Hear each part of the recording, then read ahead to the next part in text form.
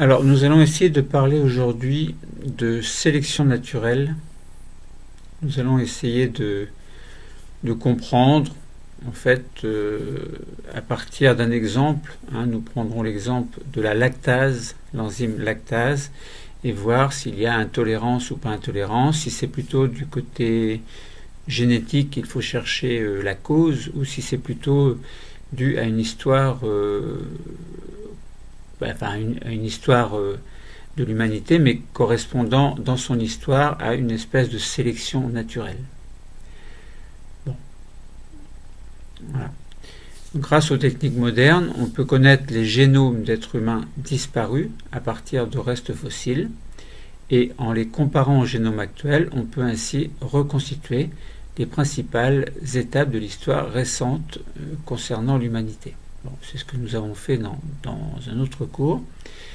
Là, aujourd'hui, on va plutôt s'attarder à certaines variations génétiques qui vont résulter d'une sélection actuelle, c'est-à-dire actuellement, donc actuellement que l'on oppose au passé.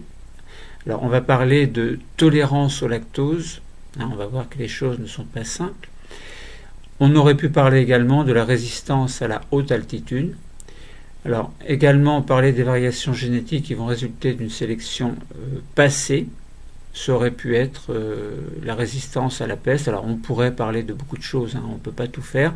Là, on va juste se limiter à la tolérance au lactose. Nous allons ainsi explorer quelques stratégies et outils informatiques de comparaison de séquences entre génomes individuels. Puis essayer de conclure, tolérance au lactose ou non-tolérance, histoire de sélection naturelle, histoire de génétique. Bon, les choses ne sont pas simples. Bon, les génomes actuels, ils portent certaines traces de l'histoire humaine. C'est ce qu'on avait vu dans un autre cours. Et pour mettre en évidence l'effet de la sélection naturelle, on prend l'exemple du phénotype que l'on appelle lactase persistante. Lactase persistante, on va dire LP.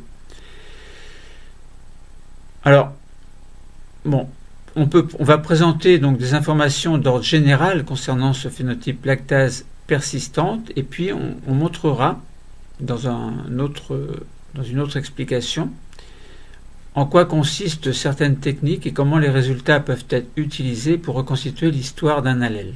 Bon.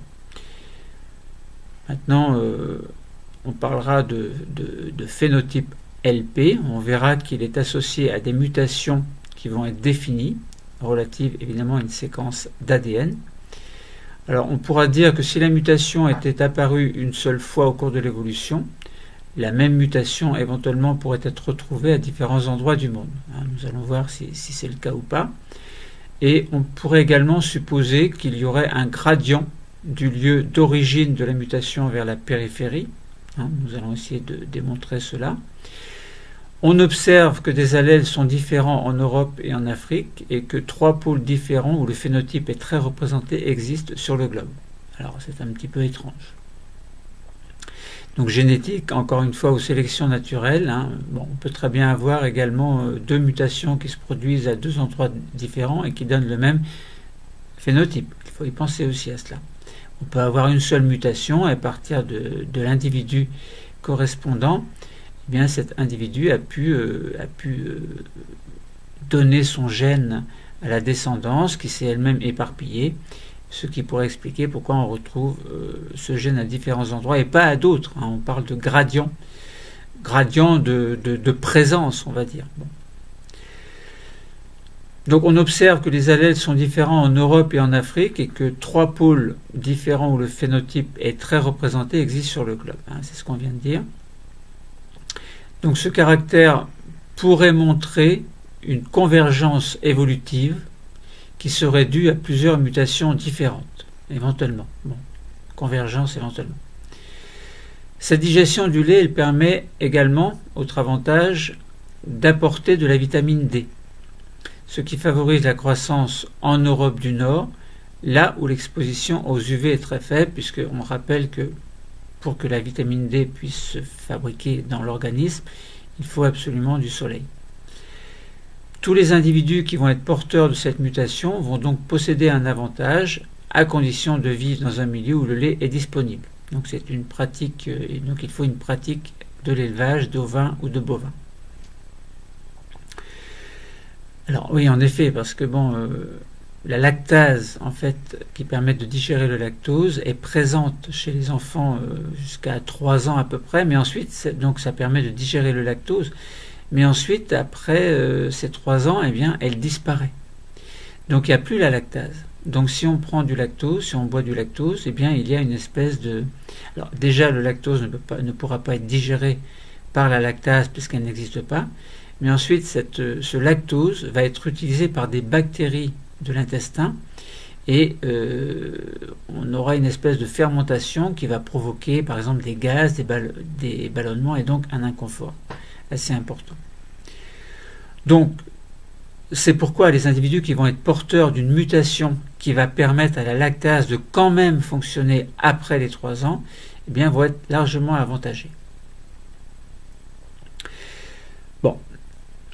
Ensuite, il n'y a pas de trace de l'allèle responsable du phénotype LP avant les 5000 ans. Donc sa proportion est faible en Europe du Nord, vers moins 1000 ans, environ 25%, alors que dans la même zone aujourd'hui, elle est très élevée. Pourquoi? L'allèle responsable du phénotype LP est présent vers moins 4500 ans. 1500 ans avant l'introduction de l'élevage en Europe. Bon, on peut supposer que l'avantage qu'il apporte a favorisé les individus qui en étaient porteurs, et en particulier dans le nord de l'Europe, et que l'allèle a été davantage transmis au fil des générations. Bon. Essayons d'y voir un petit peu plus clair, après avoir donné ces quelques généralités. Donc, est-ce que le fait qu'il y ait mutation relative au gène qui doit, en s'exprimant, donner la lactase, y a-t-il une sélection naturelle ou alors est-ce que c'est qu'une histoire de mutation au niveau du génotype? C'est-à-dire la sélection naturelle, on pourrait considérer il y a du lait, il n'y a pas de lait, il y a la mutation, il n'y a pas de mutation, mutation favorisée par sélection naturelle ou pas. Vous voyez, on tourne un petit peu autour de tout cela et la plupart des mutations n'ont pas d'effet sur le phénotype, mais dans certains cas, une mutation peut conférer un avantage aux individus qui les possèdent. Donc selon le modèle de la sélection naturelle, si un allèle est bien sûr bénéfique dans un environnement donné, sa fréquence va augmenter, ou risque très fortement d'augmenter en tout cas, de génération en génération au sein même d'une population. Alors si par exemple on a une mutation favorable dans un endroit et qu'une seule personne va migrer ailleurs, eh bien il peut faire en sorte que cette mutation va se propager là où il va. Donc à ce moment-là, on aura 2 populations qui seront avantagées. Bon, on peut très bien également avoir un gradient correspondant à une certaine sélection qui va, à partir d'un point précis, se propager de fil en aiguille. Un petit peu comme le chien qui doit chercher quelque chose, eh bien, il est attiré par un gradient de molécules. Et lorsque ce gradient de molécules est maximal, eh bien, il y a de grandes chances que le chien, par exemple, ait trouvé, par exemple, son morceau de viande ou son os. Bon, on peut se poser la question comment identifier les traces d'une sélection naturelle dans les populations humaines. Essayons de comprendre déjà à partir d'une fréquence du phénotype LP dans l'ancien monde. Le phénotype lactase persistante dans le monde. Qu'en est-il? Est-ce qu'on peut parler en termes de pourcentage? Est-ce qu'on peut voir en tout cas qu'il y a un certain pourcentage plus élevé dans certains endroits que dans d'autres endroits? Alors, le lactose, c'est un sucre qui est contenu dans le lait. Ce lactose est trop gros. Donc cette molécule en fait est trop grosse pour être absorbée directement dans l'intestin, donc à travers les villosités intestinales de l'intestin grêle. Donc il faut qu'il soit digéré, on va dire hydrolysé, découpé par une enzyme que l'on appelle la lactase. Donc la lactase est une enzyme qui fait partie de l'appareil digestif. C'est une enzyme, c'est-à-dire une séquence d'acides aminés bien précis qui provient de l'expression du gène, on va dire du gène lactase. Chez les mammifères, la lactase n'est produite qu'au début de la vie. Alors on avait dit jusqu'à 3 ans à peu près, 2-3 ans à peu près. Après le sevrage, la consommation de lait va provoquer des désordres digestifs en raison de l'utilisation du lactose par les bactéries du gros intestin. Donc ils vont l'utiliser, faire des fermentations. Pourquoi fermentation? Parce que dans le gros intestin, il n'y a pas forcément de l'oxygène. Donc on n'est pas en milieu aérobie, on est en milieu anaérobie.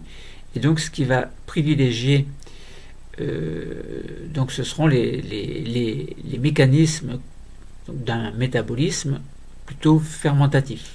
Donc il va y avoir fermentation du lactose et donc dégagement de gaz.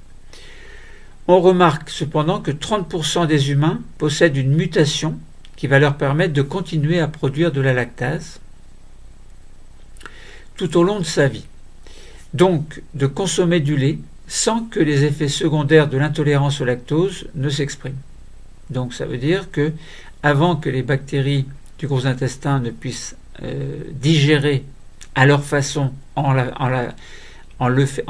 fermentant ce lactose, eh bien, il sera digéré au préalable, donc en amont, dans l'intestin grêle, donc par la lactase, donc qui sera sécrétée par l'intestin. Donc les effets secondaires de l'intolérance au lactose ne se font pas ressentir et ce phénotype est appelé lactase persistante.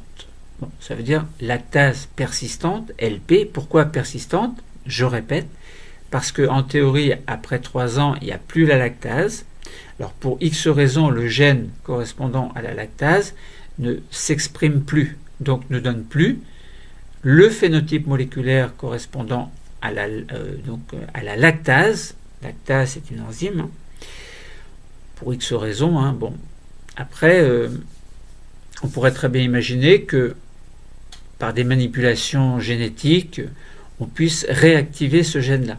Et encore faudrait-il connaître la raison de sa non-fonctionnalité après 3 ans. Il y a sans doute un système de contrôle au niveau génétique. Et bon. Donc il existe des cas où, sans contrôle, une mutation de ce gène, en tout cas des allèles de ce gène, va faire que un nucléotide sera remplacé par un autre, on verra après lequel, en prenant un exemple, et étrangement, le gène correspondant, dont l'expression donne la protéine lactase, eh bien, va s'exprimer. Bon. Et va continuer de ce fait-là à s'exprimer toute la vie. En Europe, la fréquence de ce phénotype dans la population, il augmente du sud au nord, et chose très étrange dans notre problématique, sachant que est-ce que c'est une histoire de génétique ou de sélection naturelle suite à une mutation, eh bien on a 90% dans les pays nordiques, alors qu'on a des pourcentages très très faibles. Si par exemple on a l'Australie, on prend l'Australie, on a des pourcentages qui varient aux environs de 20%, entre 30, 20, 10%, selon les endroits. Et on s'aperçoit qu'en Inde, donc au sud de l'Inde, il y a 0%. Donc il n'y a pas de phénotype lactase persistante dans l'Inde. Donc on peut considérer que au niveau de l'Inde, dans l'Inde, il n'y a pas de lait. Pourquoi? Parce que si les gens boivent du lait, ils vont avoir des problèmes digestifs. Alors, c'est également le cas dans une certaine partie de l'Afrique du Sud. Dans l'Afrique de l'Ouest, en Afrique de l'Ouest, on constate une zone avec, à mesure qu'on s'éloigne de cette zone, une espèce de gradient en pourcentage de population correspondant ayant acquis cette lactase persistante par mutation ou sélection naturelle d'une manière ou d'une autre. Mais évidemment, c'est une mutation et suite à la mutation, donc qui correspondra à un avantage sélectif, ça voudrait dire que la lactase est présente. Et donc, de ce fait-là, correspondrait à une certaine sélection naturelle. Si par exemple, imaginons il n'y a que du lait à boire là-bas, bon, on ne boit que du lait, les gens peuvent survivre. Mais s'il n'y a pas la lactase, bien les gens ne pourraient pas survivre. Imaginons qu'il n'y ait que du lait. Alors bien sûr, il n'y a pas que du lait, mais si on raisonne à l'extrême. Bon voilà, donc en Europe, la fréquence de ce phénotype lactase persistante, LP, augmente du sud au nord pour atteindre 90% dans les pays nordiques. Donc il a été noté que dans ces zones, une faible exposition aux UV va limiter la synthèse de vitamine D et donc l'assimilation de calcium. Par conséquent, la consommation de lait va permettre de contrebalancer ce déficit en vitamine D. Bon, donc voilà, là on voit très bien que dans les pays nordiques, il y a un pourcentage très élevé de lactase persistante. Alors, à partir de là, comme je vous disais précédemment, on peut se dire, à partir de ces pays nordiques, on peut très bien imaginer qu'une personne, un individu, ait subi cette mutation à partir du gène qui ne s'exprimait plus après les 3 ans, et cette mutation a pu être favorable dans le sens où la lactase pouvait continuer à être biosynthétisée. Donc le phénotype moléculaire lactase, donc la protéine en fait, était bien présente, et alors on peut considérer que cet individu a transmis cet allèle à ses descendants, et que de descendant en descendant, et de migration douce, entre guillemets, en migration douce, eh bien cet allèle a pu se propager à partir du nord de l'Europe jusqu'à plus loin dans l'Europe. Bon. Alors si on regarde la carte, apparemment on aurait 2 pôles de mutation qui seraient l'Afrique de l'Ouest et les pays nordiques. Voilà. Bon. Après, tout est une histoire de discussion et de prouver que dans les pays nordiques, il y a eu un seul individu qui a transmis la mutation, ou bien on peut considérer qu'il y a eu, dans les pays nordiques, plusieurs mutations, plus ou moins en parallèle, et qui ont fait que cette mutation s'est propagée beaucoup plus vite, mais sur différentes populations nordiques. Bon. Là, dans ce modèle-là, on peut très bien imaginer plusieurs populations issues de plusieurs mutations, donc relatives à plusieurs individus. Donc ça ferait plusieurs, plus celles de l'Afrique de l'Ouest. Donc ça en ferait au moins, peut-être, soit on considère dans les pays du Nord c'est une seule mutation, soit on considère c'est 2, c'est 3. Bon. Voilà, la solution, là pour l'instant on ne l'a pas. Pour expliquer que des populations distinctes présentent le phénotype lactase persistante, 2 hypothèses ont été émises de ce fait-là. Soit la mutation responsable du phénotype est apparue une seule fois, comme je vous disais par exemple en Europe du Nord, dans les pays nordiques, quelque part dans les pays nordiques et dans l'Afrique de l'Ouest, parce que là c'est très net qu'il y a eu un avantage sélectif dû à une mutation à partir de l'Afrique de l'Ouest, parce qu'on voit très bien le gradient, donc il suffit de se procurer une carte correspondant à la fréquence de phénotype LP dans le monde, et on voit très bien que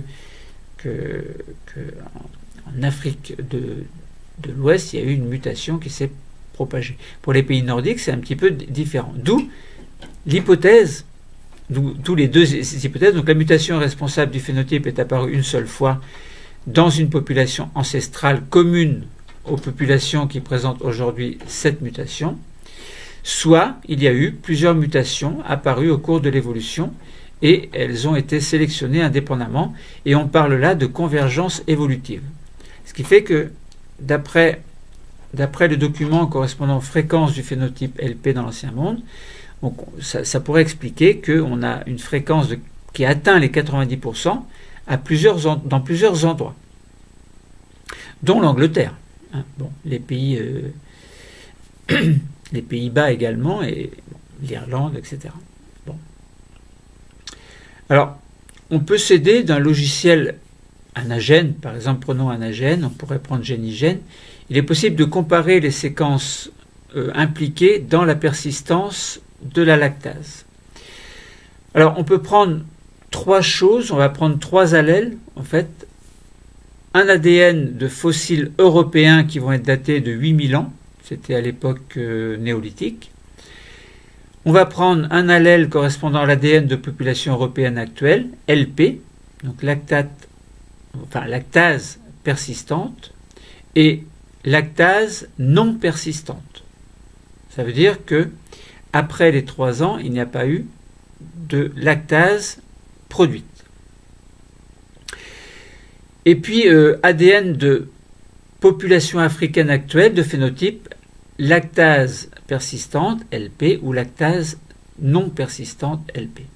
Donc vous voyez, comme je vous disais tout à l'heure, on prend l'exemple, alors il faut prendre l'exemple que l'on a trouvé sur un fossile qui date de 8000 ans, l'exemple de population européenne actuelle, mais je pense que l'exemple a été pris dans les populations nordiques, pas forcément nordiques en fait, mais nordiques au moins, pour s'assurer en fait que la mutation existe bien et a bien existé.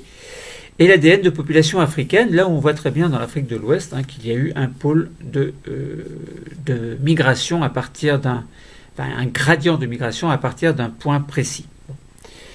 Alors dans le fossile, donc on fait le traitement de l'information avec anagène. Il faut trouver les fichiers correspondants, évidemment. Donc là, je vous invite à vous débrouiller un petit peu pour trouver les fichiers. Vous tapez fossile, lactase persistante, Europe, lactate persistante, Europe, lactate non persistante, Afrique, lactate persistante et Afrique, lactate non persistante. Et vous devriez trouver les fichiers. Moi, je les ai trouvés assez facilement.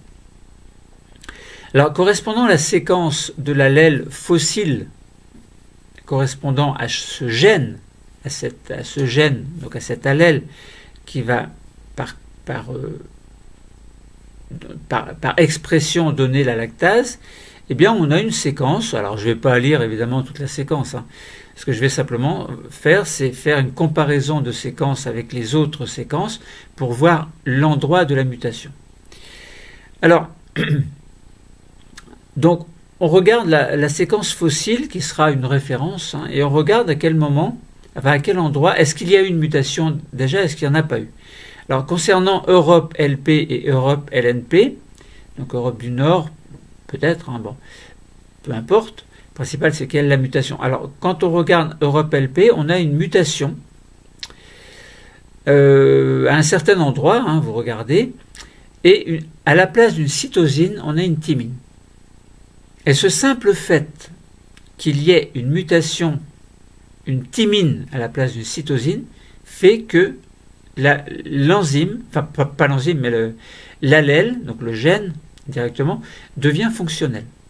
Ça veut dire qu'à partir de 3 ans, pour cet individu, et pour ces mêmes individus qui ont subi la mutation qu'un T remplace un C, donc une thymine remplace une cytosine, eh bien la lactase est produite. Et donc la personne peut boire du lait, il n'y aura pas d'intolérance au lactose.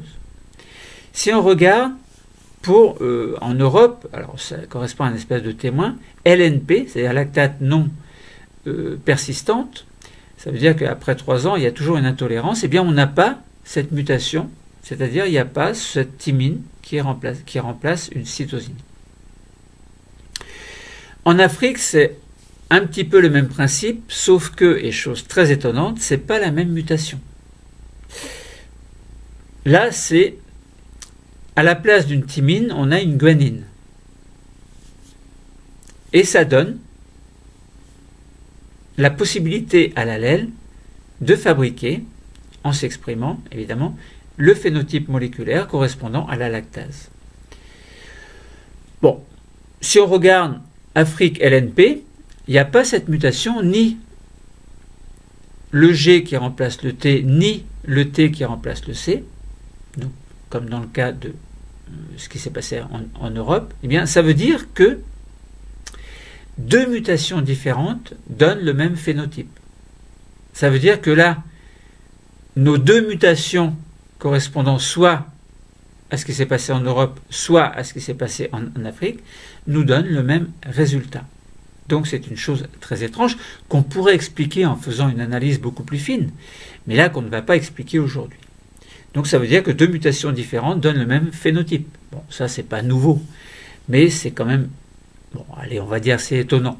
Mais ça explique un petit peu ce que je vous disais tout à l'heure, que entre les pays nordiques et puis l'Afrique de l'Ouest, je vous avais dit, en Afrique de l'Ouest, c'est sûr qu'il y a eu très certainement un individu qui a subi une mutation, et là on voit bien que cette mutation, ça a été une guanine qui a remplacé une thymine. Eh bien, cet individu a donné à sa descendance ce nouvel allèle muté qui a permis la biosynthèse de la lactase. Bon. Et ensuite, donc, il y a eu des enfants qui ont eux-mêmes propagé cette mutation. Alors, on a l'impression que cette mutation est dominante. Bon. Ça veut dire, bon, l'histoire de dominance, récessivité, je ne vous répète pas ce que c'est, mais une dominance, c'est que, enfin, je ne vais pas vous expliquer en détail, mais un gène, un allèle est dominant lorsqu'il s'exprime à tous les coups, même si l'autre est à l'état récessif.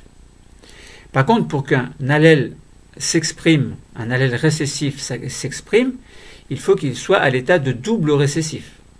Bon, parce qu'on rappelle que dans l'espèce humaine, il y a 23 paires de chromosomes et que chaque allèle est en double exemplaire, mais que dans un allèle, entre deux allèles, on peut avoir deux allèles donc, qui sont du même gène, évidemment, qui sont différents, et cette différence va donner deux fonctions différentes. Alors, soit on aura une mutation dominante qui va s'exprimer à tous les coups, soit on aura une mutation qui ne sera pas dominante, mais qui ne s'exprimera pas tant que sur l'autre allèle, on n'a pas la mutation récessive. Donc, on parle de double récessivité. Et dans ces conditions, l'allèle récessif s'exprime par rapport à l'allèle dominant qui, lui, ne s'exprime pas puisqu'il n'existerait pas. Bon. Dès l'instant où l'allèle dominant existe, il s'exprime, même si l'autre est récessif. Donc que l'autre soit récessif ou dominant, dominant, c'est la dominance qui prédomine, dominant, récessif, c'est la dominance, récessif, c'est la récessivité qui, alors pas qui prédomine, mais qui s'exprime. Bon, voilà. Et puis dans les pays nordiques, alors soit on raisonne de la même façon, on dit qu'il y a un individu qui a propagé son allèle qui a subi une mutation, soit il y a eu plusieurs pôles de mutation qui ont fait que dans ces régions, en fait, plusieurs endroits se sont trouvées plusieurs personnes qui ont subi une mutation et qui ont propagé cette mutation. Bon, voilà, donc soit c'est une seule, comme dans le cas de l'Afrique, soit c'est plusieurs. Bon, voilà, alors là, on n'a pas la solution, on peut faire que des hypothèses, soit c'est 3, soit c'est 4, soit c'est 10, peut-être qu'il y a eu un pôle de mutation au même endroit en même temps, bon, c'est un petit peu bizarre. Bon, voilà pour la comparaison de séquences d'ADN responsables de la persistance de la production de lactase. Alors ensuite, on peut se dire, bon, la lactase persistante, pas persistante, en Europe, quand cette mutation est-elle apparue? Elle est apparue là, il n'y a pas longtemps, il y a 10 ans, il y a 20 ans, il y a 15 ans. Bon, si on regarde par rapport au gradient de ces mutations, de présence en tout cas de ces mutations en pourcentage au niveau de l'Europe, par exemple de l'Afrique et dans l'Asie, etc., on se dit que c'est pas récent. C'est pas très récent. Cette mutation, par exemple, on pourrait dire que donc ce T qui a remplacé un C ou ce G qui a remplacé un T en Afrique, alors que le T qui remplace le C, c'était en Europe, on peut se dire, bon, il y a un certain temps. Mais combien de temps? Est-ce que c'était il y a 7000 ans? Il y a 1 million d'années? Il y a 10 000 ans, il y a 2 ans, il y a 5 ans, il y a 15 ans, il y a 100 ans. On ne sait pas. Donc, quelle est l'origine de ce phénotype lactase persistante suite à une mutation, lactase persistante après 3 ans en Europe? Au néolithique, la pratique de l'agriculture succède à un mode de vie nomade basé sur la chasse et la cueillette. Donc autrefois, nos ancêtres vivaient de chasse et de cueillette, et puis tout doucement, avec le temps, ils se sont installés, implantés. Alors on parle souvent du croissant fertile. Bon, et l'agriculture, tout doucement, s'est mise en place. Bon. On a des traces archéologiques qui montrent que la culture néolithique est arrivée en Europe, alors partant du croissant fertile, en provenance de Mésopotamie vers moins 7000 ans avant Jésus-Christ. Moins 7000 ans avant Jésus-Christ. Donc, culture néolithique. Agriculture. Bon, qui faisait suite à quoi? À la chasse et à la cueillette. Donc il y avait des populations, donc chasse-cueillette, alors surtout lorsqu'il y a eu une sortie de l'Afrique, les gens ont migré, il y a eu des flux migratoires, et puis il y avait la chasse. Bon, il y avait la cueillette en parallèle. Si les gens qui se promenaient voyaient une mûre, un fruit, eh bien ils pouvaient saisir cette opportunité de manger ce fruit. Donc c'était une cueillette. Les gens chassaient également pour se nourrir. Bon. Et puis, on a des traces qui ont montré que cette culture, ensuite, chasse et cueillette, après on a eu une sédentarisation, donc l'agriculture s'est mise en place, et on a des traces qui ont montré que cette culture néolithique est bien arrivée en Europe en provenance de Mésopotamie. Alors il y a combien de temps? 7000 ans à peu près. Des résidus de lait fermenté ont été trouvés en Croatie sur des poteries. Donc on a des poteries, on a des résidus de lait fermenté. Lait fermenté. Est-ce que ça veut dire que la lactase a agi sur le lait? S'il y a eu une fermentation, on peut très bien penser qu'il n'y avait pas la lactase. Bon, on peut l'imaginer en tout cas. Alors, ces poteries donc dataient de moins 5000 ans avant Jésus-Christ, ce qui pouvait servir, donc ces poteries pouvaient servir à la fabrication de fromage en séparant le caillé, c'est-à-dire le caillé, c'est ce qui va cailler, c'est ce qui va coaguler, et c'est ce qui est riche en protéines, en lipides, en calcium, et on sépare ce lait caillé de ce que l'on appelle le petit lait, qui lui est riche en lactose. Alors, donc c'est intéressant de voir que sur ces poteries, il y a des espèces de trous, en fait. Alors on peut imaginer que, par exemple, s'il y avait des chèvres, peut-être des vaches, etc., les gens allaient traire leurs animaux, ils recueillaient le lait, et ils mettaient le lait dans ces espèces de poteries. Et puis on peut imaginer que, pour une raison X, le lait se mettait à cailler, et que ce caillé pouvait être digéré par les individus, par les personnes. Mais que le lactose, s'il n'était pas digéré, c'est pas grave, parce que ces petits trous permettaient de faire sortir le petit lait qui lui était riche en lactose.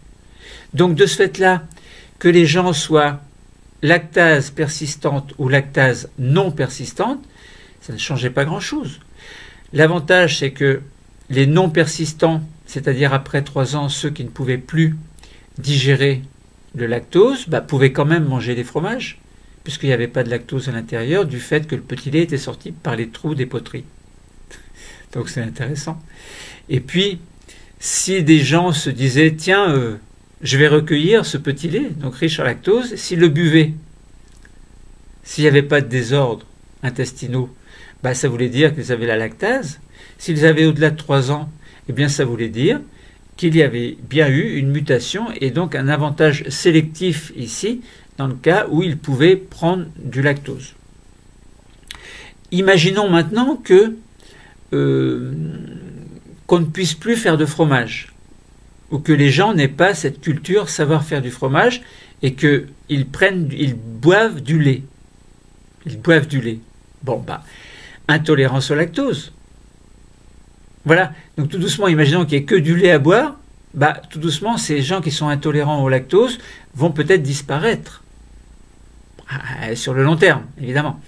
Maintenant, les gens qui possédaient la lactase, c'est-à-dire qui étaient lactase non persistante, à ce moment-là, donc lactase persistante, plutôt. Pardon, donc j'ai inversé les... Alors j'espère que je n'ai pas inversé dans mon explication.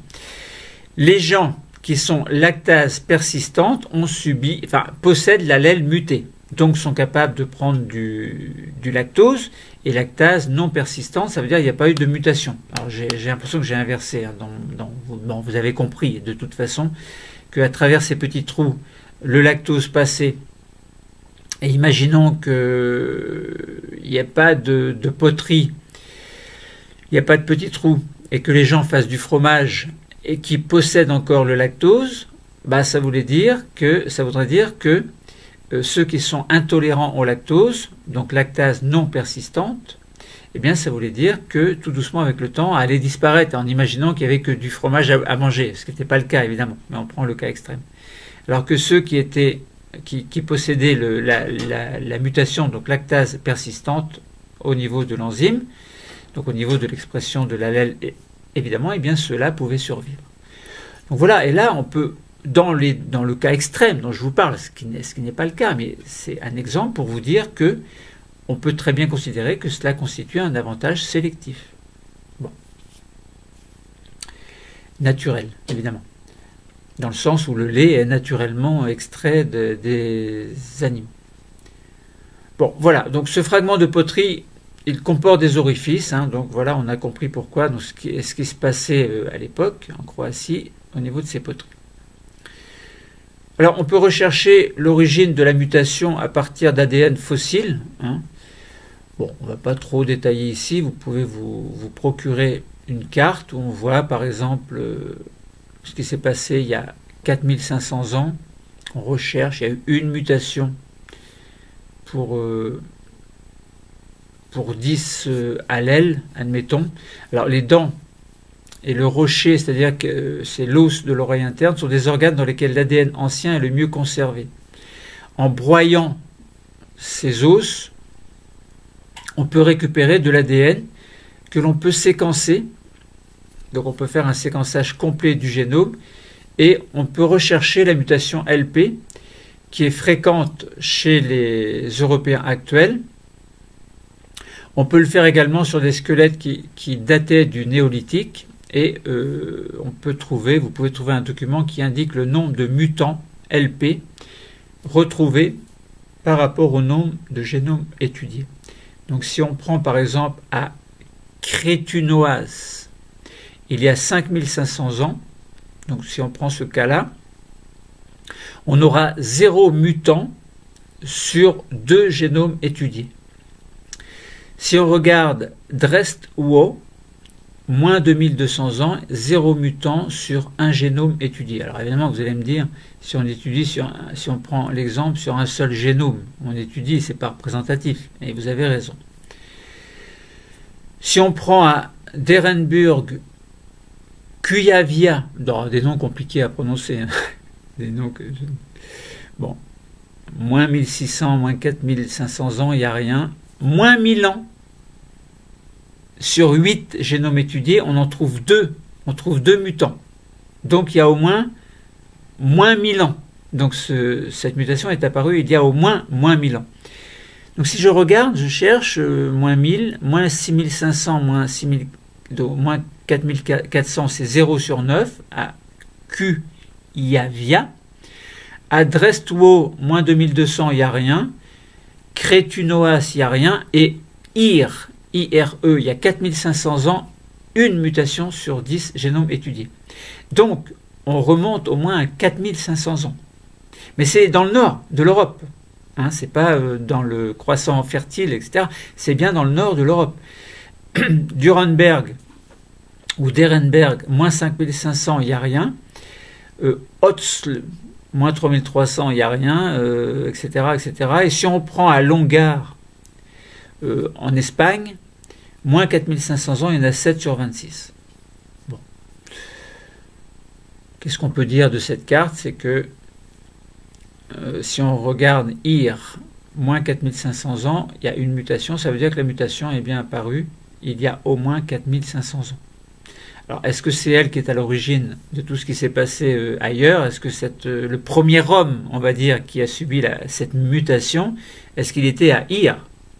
Et ensuite, il a propagé sa mutation dans le reste de l'Europe du Nord, avec un gradient qui va tout doucement vers le sud, mais comme on a dit, plus on s'approche de l'Asie, plus on s'approche de l'Inde, etc., et moins il y a de mutations, moins il y a de fréquence de phénotype LP. Bon, donc voilà globalement ce qu'on peut dire concernant les indices d'une sélection naturelle à partir de l'analyse des génomes. On a essayé d'identifier les traces d'une sélection naturelle dans des populations humaines. Alors, vous pouvez arrêter le cours ici. Je voudrais juste vous parler de quelques petites choses intéressantes concernant cette déficience en lactase. On va voir un exemple modèle particulièrement riche, puis je vais vous décrire un petit peu le déficit congénital en lactase avec les phénotypes lactase persistante et non persistante ensuite. On est là dans la génétique moléculaire et dans l'évolution. Je m'inspire de ce qui est dans des articles qui sont proposés dans Access Enseignement de Lyon, publié par Salamé le 28/4/2008 et mis à jour le 15/12/2017. Donc je vous conseille, en parallèle à ma lecture, en fait, d'aller voir cet article et de suivre un petit peu ce que je vous dis. Bon, là, je vous donne des informations complémentaires, donc vous n'êtes pas obligé de me suivre, vous pouvez arrêter là. Je voudrais vous donner donc des informations scientifiques concernant les phénotypes associés à la digestion du lactose. Le lactose, c'est le principal glucide du lait. C'est un disaccharide. Il est formé par l'union d'une molécule de glucose et de galactose. Donc là, vous comprenez bien qu'il ne peut pas être passé directement à travers la muqueuse intestinale sans être digéré au préalable, donc par une enzyme ici qu'on appellera la lactase. Alors, son absorption nécessite au préalable une hydrolyse réalisée par la lactase, qui est une enzyme de la bordure en brosse des cellules de l'épithélium intestinal. Le gène de la lactase humaine est situé sur le chromosome numéro 2. Il comporte 17 exons et code pour un polypeptide de 1927 acide aminé. Alors 1927 acide aminé, donc c'est un nombre quand même assez important. Donc ça veut dire que l'allèle correspondant contient au moins 1927 fois 3 nucléotides, puisqu'on rappelle qu'un codon va coder pour un acide aminé après décryptage grâce au code génétique. Alors il existe des cas d'une déficience congénitale en lactase qui se manifeste donc dès la naissance. Alors en théorie, jusqu'à 3 ans, un enfant a la lactase. Mais, quelquefois, il n'y a pas de lactase. Alors, donc, évidemment, dès la naissance, c'est un problème qui peut être très grave. Donc, ces cas de déficience congénitale sont dus à des mutations qui affectent la séquence codante, donc qui va s'exprimer, du gène et qui font que le polypeptide n'a pas d'activité enzymatique. Voilà. Donc ça veut dire que pour X raisons, il y a une mutation qui inhibe l'action de la lactase. Parmi les mutations identifiées, les chercheurs en ont retenu une qui se traduit par l'apparition d'un codon stop, d'un stop anticipé au codon 1390. En conséquence, le polypeptide ne comporte que 1389 acides aminés, 1389 acides aminés au lieu de 1927, puisque le stop s'arrête à 1390. Voilà. Normalement 1927, là 1389, on voit bien qu'il manque une séquence d'acides aminés au niveau de la lactase. Bon, donc ce n'est plus la lactase et le problème vient de là. Ce déficit congénital en lactase est une maladie héréditaire récessive. Elle se traduit par des symptômes, donc des diarrhées entre autres, qui vont débuter dès les premiers jours qui suivent la naissance, et les selles vont être liquides et souvent accompagnées de vomissements. Les diarrhées sont dues au fait que le lactose du lait, restant présent dans la lumière intestinale, entraîne un transfert d'eau par osmose dans la lumière intestinale, et en outre, le lactose non hydrolysé va atteindre le côlon où il va être métabolisé par les bactéries du gros intestin qui vont le transformer en acide gras, en hydrogène et en dioxyde de carbone par fermentation, puisque évidemment on est dans un milieu anaérobie, c'est-à-dire sans oxygène. En l'absence d'exclusion du lactose, une dénutrition et une déshydratation sévère vont survenir, et ce qui va menacer la vie de l'enfant. Le traitement, par conséquent, repose sur l'exclusion définitive de lactose. Il ne faut absolument pas de lactose chez cet enfant. Les adultes humains se répartissent, eux, en deux phénotypes en ce qui concerne l'aptitude à digérer le lactose. Alors, tout à l'heure, on a parlé de LP et de LNP, lactase persistante, donc ça veut dire qu'il y aura eu une mutation d'un allèle qui a permis donc l'expression de l'allèle donnant une enzyme lactase fonctionnelle, et les individus qui seront de phénotype lactase non persistante, ça veut dire qu'au-delà de 3 ans à peu près, le lactose ne sera plus digéré. Il le sera par les microbes, donc par les bactéries du gros intestin, qui vont l'utiliser par fermentation, mais ce ne sera pas le cas. Alors, j'ai un problème, c'est qu'il faut que je branche mon ordinateur.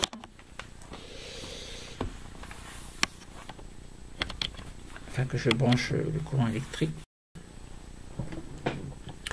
Alors, donc je vous ai dit, donc il y a deux phénotypes différents. Les uns n'ont qu'une aptitude très faible à digérer le lactose car ils ne produisent plus de lactase ou très peu. Ils sont dits lactase non persistants ou non persistants. Et les autres sont dits lactase persistants. Alors, j'ai pu dire résistant tout à l'heure, persistant, résistant. Je mélange un peu les pinceaux quand je dis le lactase persistant. Bon, vous comprenez bien que c'est persistant. Lactase persistant, ça veut dire on a toujours la lactase. Lactase non persistant, on n'a pas la lactase. Bon, c'est le problème d'avoir 60 ans, c'est que des fois on sait les choses, mais on dit des bêtises. Bon, veuillez m'en excuser s'il vous plaît. Donc les autres dits lactase persistants vont garder l'aptitude de digérer le lactose durant toute leur vie, car leurs cellules intestinales vont continuer à produire de la lactase. Alors, dans le cas de LNP, les manifestations d'intolérance au lactose débutent généralement vers 3 à 5 ans à peu près. Bon, évidemment, ce qui est normal, et se traduisent par un ballonnement abdominal, des douleurs abdominales, des borborygmes et dans les cas les plus nets des diarrhées. Il faut bien voir que durant les premières années de la vie, tous ces sujets exprimaient le gène de la lactase jusqu'à 2-3 ans à peu près. Donc jusque-là, il n'y avait pas de problème, mais pour une raison X, le gène cesse de fonctionner. Alors ces phénotypes sont héréditaires, que ce soit LN ou LNP, donc sont héréditaires. Le phénotype lactase non persistante est récessif. Il est récessif, puisque l'autre est dominant. Celui-ci est récessif, et donc le phénotype lactase persistante est dominant, bien entendu. Ces deux phénotypes sont diversement répartis dans la population mondiale. Le phénotype lactase persistante étant particulièrement fréquent en Europe du Nord, comme je vous l'expliquais précédemment.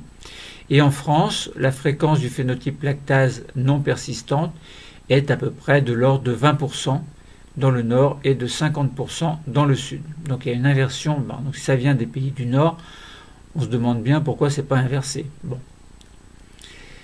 Les séquences du gène de la lactase sont identiques chez les lactases persistants et les lactases non persistants. Ce n'est donc pas dans la séquence codante du gène qu'il faut rechercher l'origine de la différence phénotypique. Alors tout à l'heure, je vous ai dit, il y a des mutations. Bon. Chez les premiers, on a mis en évidence un ARN messager du gène de la lactase alors qu'il était absent chez les seconds. La différence phénotypique est donc due à une différence de l'expression du gène et plus précisément dans sa transcription. Chez les lactases non persistants, le gène s'exprime à la naissance mais cesse de s'exprimer à partir de 3-5 ans. Chez les lactases persistants, il continue à s'exprimer toute la vie. Les chercheurs du moins ont recherché la cause de cette différence dans la transcription du gène suivant les individus en explorant le génome autour du gène de la lactase. Chez les Européens, on a constaté une différence nucléotidique à la position 13 910 en amont du point de départ de la transcription du gène entre les individus, lactase persistant et lactase non persistant. Une thymine, comme je vous ai dit, chez les lactases persistants et une cytosine chez les lactases non persistants.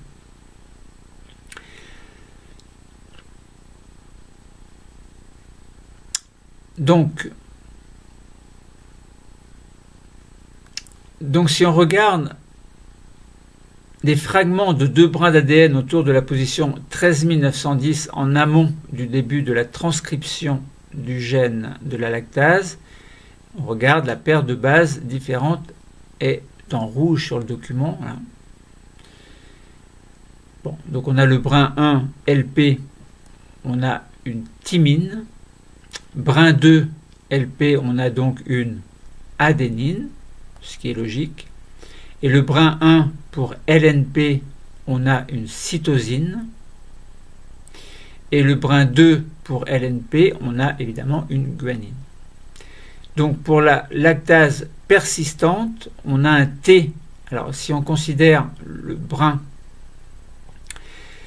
donc un des 2 brins, par exemple, on a un T, et donc pour non persistant, on aurait un C. On retrouve bien là la mutation dont nous avons parlé tout à l'heure. Bon. Alors on nous dit que les... c'est un peu contradictoire en fait. Parce que on nous dit que les séquences du gène de la lactase sont identiques chez les lactases persistants et lactases non persistants. Et on nous dit bien, on nous précise que ce n'est donc pas dans la séquence codante du gène qu'il faut rechercher l'origine de la différence de phénotype. On nous dit, à la limite, ce sont les 2 mêmes allèles. Donc ça veut dire que l'expression donnerait dans les 2 cas la lactase. Et là, on nous donne dans le traitement des informations 2 allèles qui sont différents. Il y a l'allèle d'origine, lactase non persistante, où l'on trouve une cytosine, et dans l'autre cas, on trouve la thymine. Donc, je ne sais pas si vous voyez le problème. Alors, soit il y a un problème d'écriture, de texte, où les auteurs se sont trompés, soit c'est moi qui ne comprend pas quelque chose. Alors, à partir de biopsies intestinales, on a recherché les ARN messagers du gène. Pourquoi ARN messager?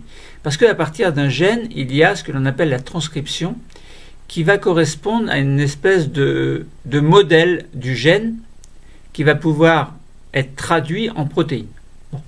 Ce modèle, c'est l'ARN messager. Donc on aurait l'ARN messager qui provient de l'allèle brin 1 LP et l'ARN messager qui proviendrait du brin 1 LNP, où il y a le nucléotide normal, donc la cytosine, alors que dans LP, lactase persistante, on aurait la thymine. Donc, on sait bien que la traduction d'un ARN messager se fait par codon. On a 3 codons, c'est une succession de 3 nucléotides au niveau de l'ARN messager, et ces codons, grâce à ce que l'on appelle le code génétique, en fait, va donner une protéine. Pas une protéine, mais un acide aminé particulier.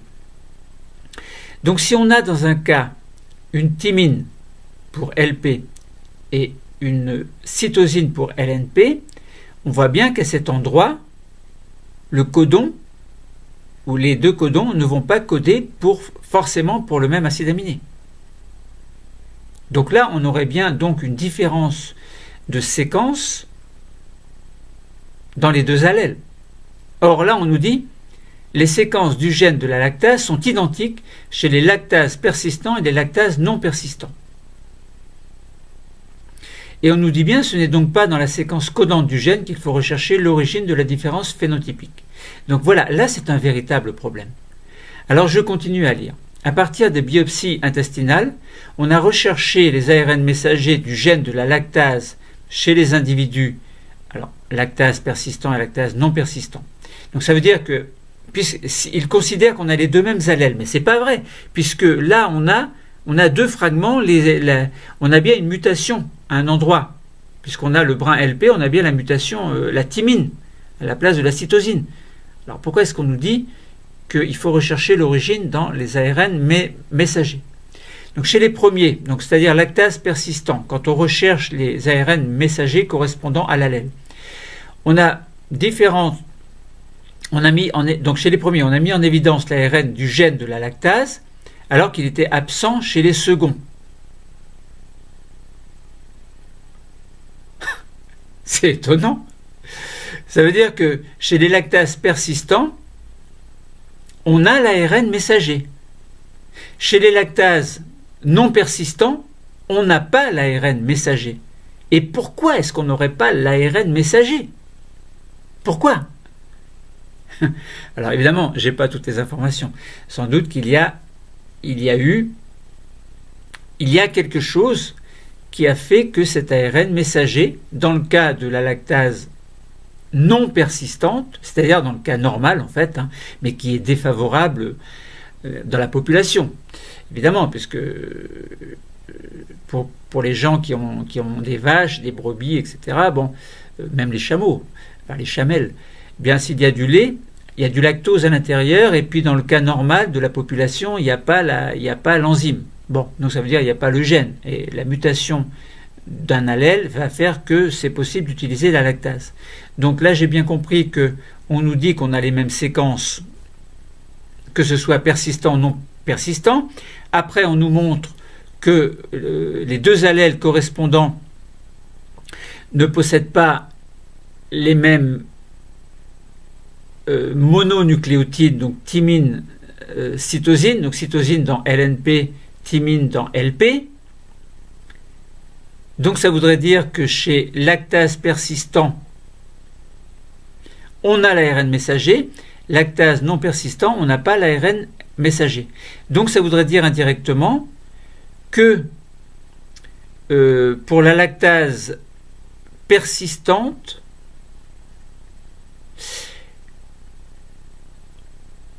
on a la thymine qui empêche l'expression, alors pas l'expression, mais la transcription de l'allèle en ARN messager. Donc il y a un blocage. Et ça peut vouloir dire aussi que si on remonte encore plus loin dans le passé, peut-être qu'il n'y avait pas la thymine. Peut-être que la thymine est apparue suite à une mutation.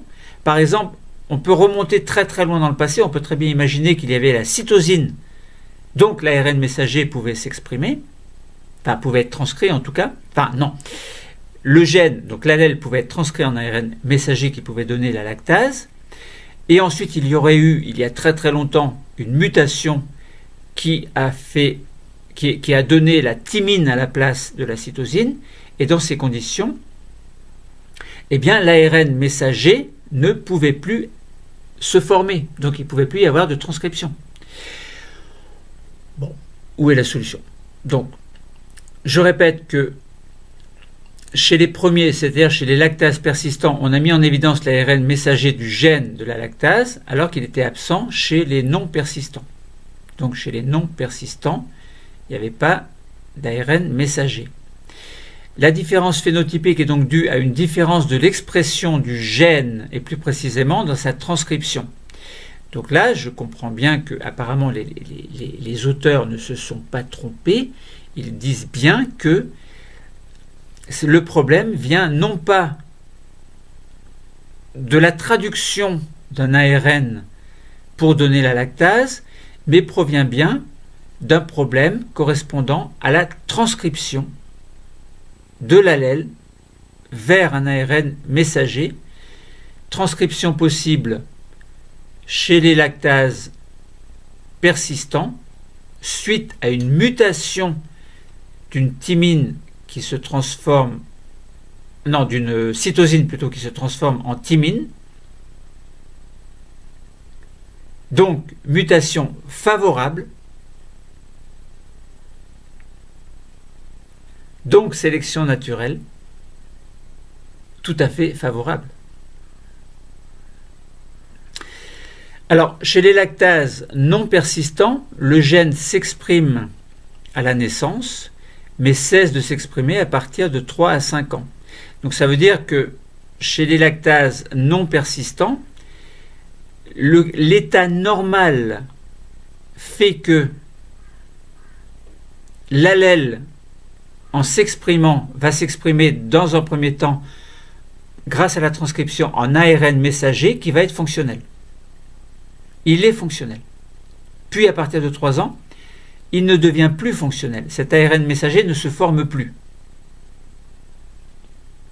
Bizarre. Bon. Donc chez les lactases persistants, la transcription existe bien. On a bien l'ARN messager qui est bien traduit en lactase. Et ceci durant toute la vie. Alors, les chercheurs ont recherché la cause de cette différence dans la transcription du gène suivant les individus en explorant le génome autour du gène de la lactase. Chez les Européens, on a constaté une différence nucléotidique à la position 13910 en amont du point de départ de la transcription du gène entre les individus lactase persistant et lactase non persistant. Une thymine chez les lactases persistants, comme je vous l'ai dit, et une cytosine chez les lactases non persistants. Alors je ne vais pas répéter encore qu'on a bien les allèles qui sont différents, alors qu'au départ on nous dit que la séquence du gène de la lactase sont identiques chez les LP et LNP. Alors ça c'est pas vrai, par contre la phrase elle n'est pas vraie là, donc c'est faux. Donc c'est bien une erreur de langage des auteurs. Alors, on a constaté une corrélation parfaite entre le phénotype lactase non persistante et l'homozygosie pour le variant C en position 13910. De même, corrélation complète entre le phénotype lactase persistant et la présence d'un point invariant T en 13910. Bon, je ne vais pas répéter. Donc sur la base de ces corrélations, on estime donc que cette différence est la cause de la différence d'expression du gène, ce qui est normal, mais la cause d'expression du gène vis-à-vis de la transcription. Parce que le gène s'exprime en fait à 2 niveaux, transcription puis traduction. Mais transcription, ça veut dire on reproduit l'allèle sous forme d'un ARN messager en remplaçant simplement des nucléotides, un certain nucléotide par un autre. Et ensuite, cet ARN messager va être traduit en protéines, c'est-à-dire en lactase. Bon, donc sur la base de ces corrélations, c'est-à-dire position T pour LP sur l'allèle ou C pour LNP sur l'allèle, donc on a bien une différence des deux. Bon, transcription est possible dans les deux cas jusqu'à 2 à 5 ans et n'est plus possible dans les LNP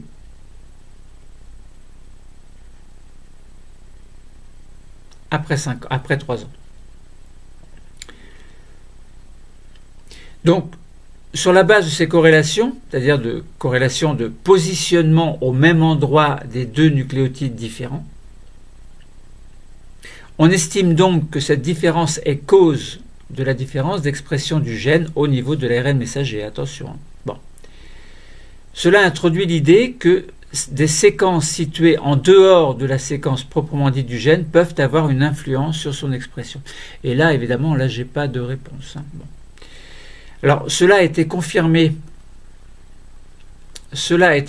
par des expériences in vitro portant sur une lignée de cellules intestinales dans lesquelles on a introduit par transgénèse diverses constructions génétiques.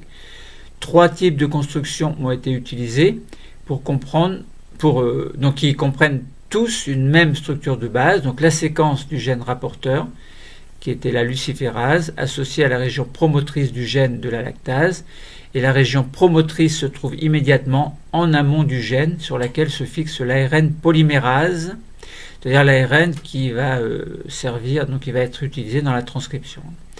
Donc processus indispensable à l'initiation de la transcription. Le premier type de construction se limite à cette structure de base. Le second va comprendre en plus en amont du promoteur un segment incluant le variant T 13910 et le troisième va comprendre en amont du promoteur un segment incluant le variant C 13910. Alors, se souvenir que ce qui est normal, c'est le C, la cytosine. Et suite à la mutation, on a une thymine. Donc quand on dit un segment incluant le variant T 13910, on a bien la mutation. Et pour le C 13910, c'est bien ce qui est normal. Bon. Ces types de constructions reviennent à mettre la transcription du gène de la luciférase sous la dépendance de la région promotrice du gène de la lactase. Et le gène de la luciférase code pour une protéine, la luciférine, qui est une enzyme qui, en présence de son substrat, provoque une réaction s'accompagnant d'une émission de lumière. La quantité de luciférine synthétisée, mesurée par luminescence, traduit l'importance de la transcription.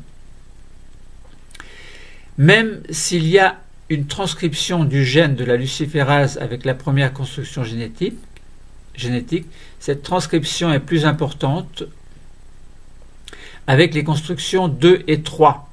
Cela indique que la région entourant la position 13910 est amplificatrice de la transcription ici du gène de la luciférase et dans les conditions physiologiques normales, évidemment du gène de la lactase. Cet exemple illustre la notion de gène de zone régulatrice de la transcription qui est une zone encore appelée enhancer. Donc là, on a bien compris que si on résumait un petit peu, on voit que il y a des zones donc, qui ne sont pas très loin de l'allèle correspondant qui vont contrôler cet allèle, en fait. Donc on appelle ça des enhancers. Donc ça veut dire que, alors si on raisonne, on a dit jusqu'à 2 à 3 ans, on est sur un individu lactase non persistante. Ça veut dire que dans le cas normal, la lactase n'est pas fabriquée. Suite à une mutation, une thymine a remplacé une cytosine en position 13910, eh bien la transcription va être possible. Alors dans les deux cas, la transcription est possible, mais la transcription s'arrête lorsque le nucléotide est une thymine. Non, est une cytosine, pardon.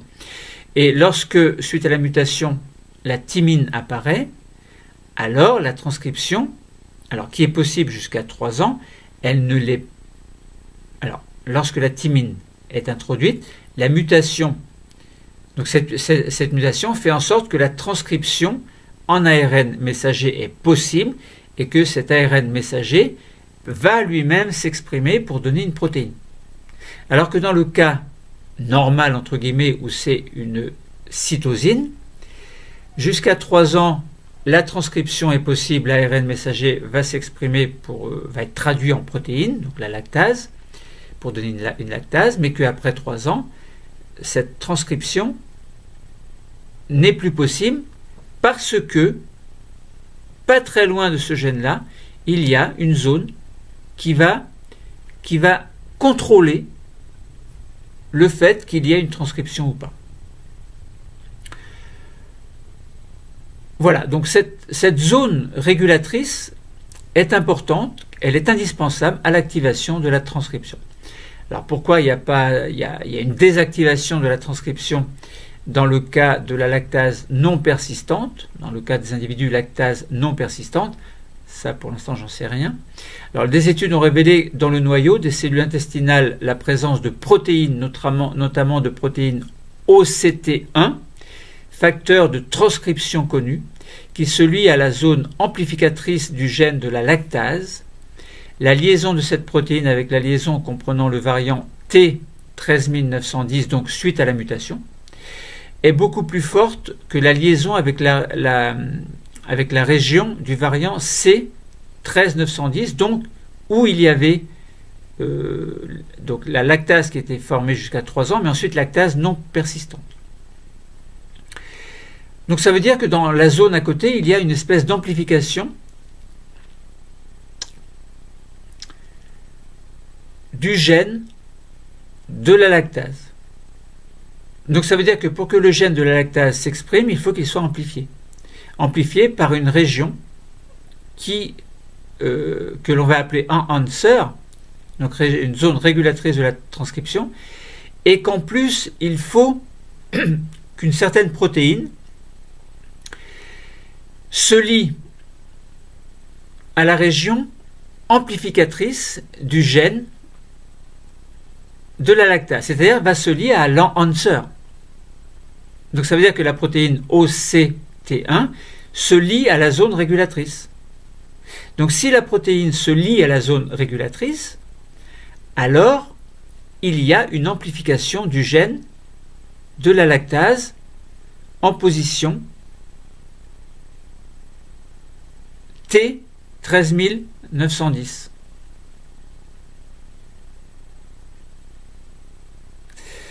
Alors que dans le cas normal, la protéine OCT1 ne se lie pas à la zone régulatrice. De ce fait-là, la transcription ne va pas être possible, donc l'amplification du gène ne va pas être possible non plus.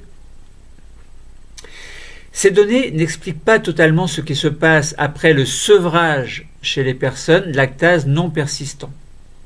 Donc ça veut dire que, bon, c'est bien beau.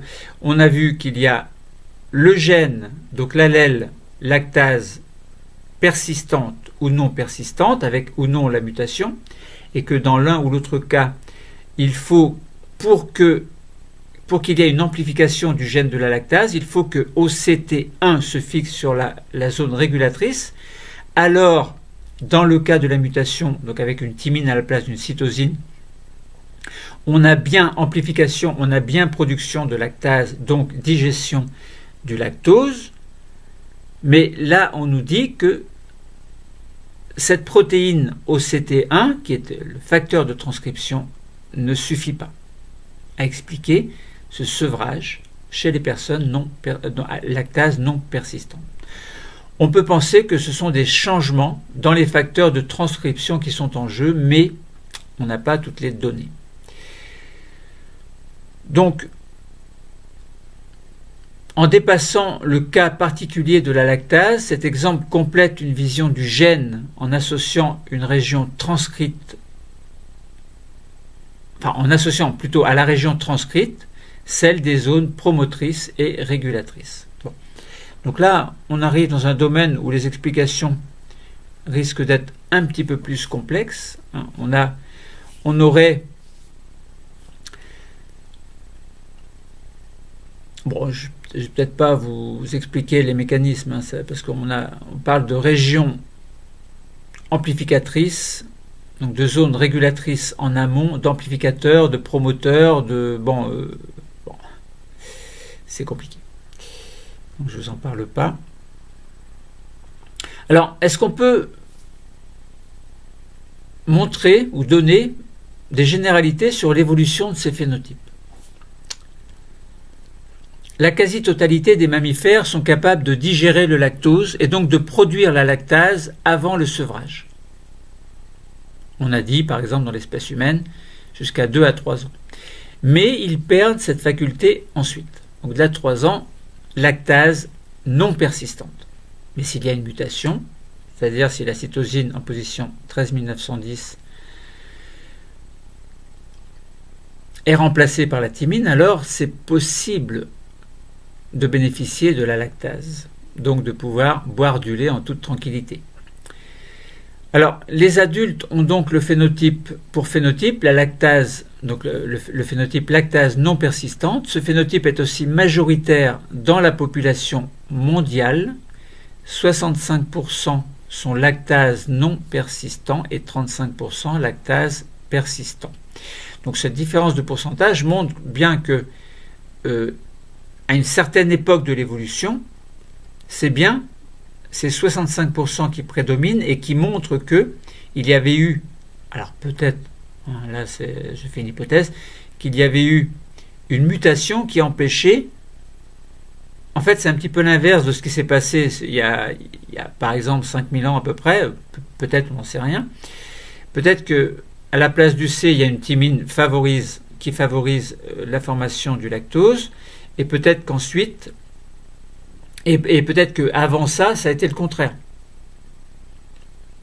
Puis qu'une mutation a redonné C. Mais qu'avant, on avait bien le T. Bon, peut-être. Alors, les populations asiatiques et la majorité des populations africaines sont très largement en lactase non persistante. Alors, on a dit la majorité des populations africaines, on a vu quand même que dans l'Afrique de l'Ouest, il y avait une zone où quand même on atteignait quand même les 90%. Donc, ce n'est pas toute l'Afrique. Les études de l'ADN des hommes du début du néolithique chez les Européens ont révélé pour tous les échantillons analysés qu'ils avaient uniquement le variant C13910. Donc, ça veut dire le nucléotide qui faisait que à un moment donné, la transcription n'était plus possible, donc l'expression du gène donc en conséquence, à l'éventuelle traduction de l'ARN messager n'était pas possible en fait. Donc ça veut dire qu'il n'y avait pas de transcription. Pourquoi? On a dit parce qu'au niveau d'une zone régulatrice, il y avait fixation d'une protéine OCT1 qui empêchait l'amplification du gène en fait. Donc ces données font qu'on considère que l'allèle LNP, donc non persistant, est l'allèle ancestral et l'allèle LP, un allèle muté. Mais comme je vous ai dit, on peut très bien penser que c'était le contraire si on remonte encore plus dans le passé.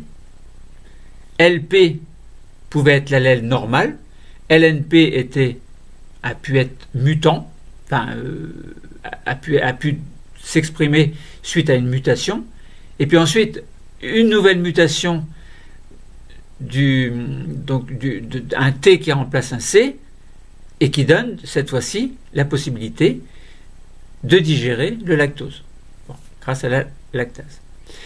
Donc ceci implique, mais bon, ça c'est une hypothèse. Donc LNP ancestral, LP muté.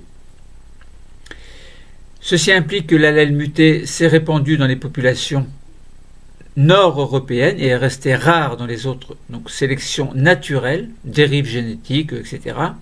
Certaines populations africaines ont aussi une fréquence plus élevée, donc lactase persistante comme je vous ai dit, mais ce phénotype est dû à d'autres allèles que le T13910, et on a vu en effet que on avait une guanine qui était apparue.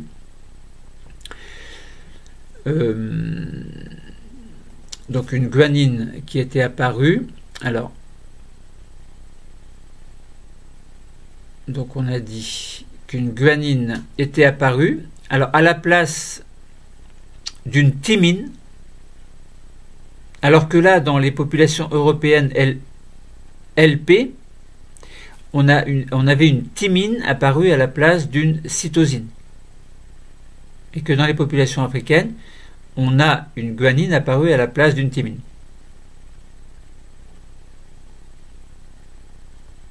Bon. Donc cela traduit une évolution convergente sans doute par rapport à la pratique de l'élevage. Bon, voilà, donc là on peut dire qu'entre les populations d'Europe du Nord et les populations africaines, on a un petit peu le même principe. Alors est-ce que dans un cas c'est un problème d'ARN messager, dans l'autre cas est-ce que c'est également un problème d'ARN messager? Là, j'ai pas de texte pour vous l'expliquer, hein, donc je peux pas vous dire. On peut faire l'hypothèse que oui, mais bon, peut-être que oui, peut-être que non, parce que oui, on est dans une zone un seul nucléotide, donc on peut considérer qu'on a l'allèle, donc les nucléotides à des endroits bien précis, et on a toujours les séquences régulatrices. Séquences régulatrices avec, sur cette séquence régulatrice, donc en answer, hein, la protéine qui peut venir se fixer et puis contrôler le fait qu'on peut avoir une amplification ou pas du gène suite à la transcription en ARN messager qui peut ou pas s'exprimer. Bon, voilà, donc il y a encore beaucoup de choses à dire, hein, moi je pense qu'on va s'arrêter là. Bon, je ne vais pas vous parler, j'aurais voulu vous parler également de déficit congénital en lactase, détailler un petit peu plus, notamment de manière épidémiologique, et puis j'aurais voulu vous parler de lactase persistante et non persistante en vous représentant les phénotypes, en expliquant d'une manière différente, de manière épidémiologique également. Je pense que je vais m'arrêter là, hein, le cours a duré assez longtemps. Donc là on a bien compris que sélection naturelle ou pas, un allèle qui possède une mutation favorable en relation avec la boisson qui est le lait. Bon, le cours est terminé. Merci.